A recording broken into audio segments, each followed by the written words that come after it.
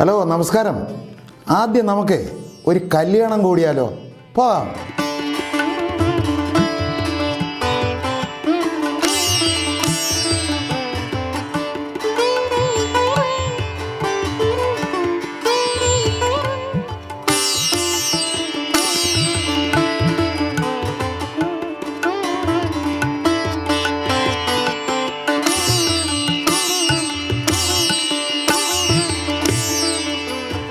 അങ്ങനെ കല്യാണം കഴിഞ്ഞു.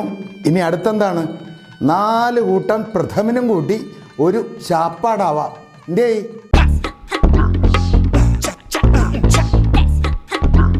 ഹലോ, ഊണ് റെഡിയായി കാണോ? വിളമ്പുന്നേ ഉള്ള? നമുക്കൊന്ന് നോക്കിയിട്ട് വരാമേ. വെള്ള മുണ്ടും വെള്ള ഷർട്ടും ധരിച്ച കുറേ ചുള്ളന്മാർ നെരിക്കും. ആ വിളമ്പൊന്ന് കണ്ടാലോ?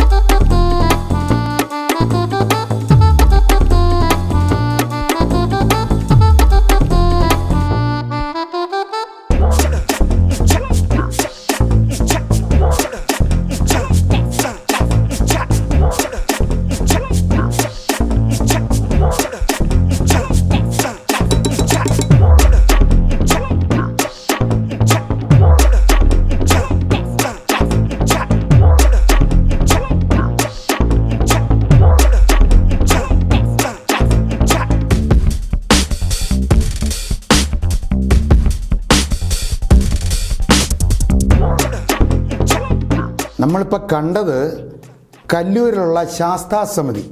അതിലെ 60 വയസ്സ് കഴിഞ്ഞ ചുള്ളന്മാരെയാണ് നമ്മൾ കണ്ടത്.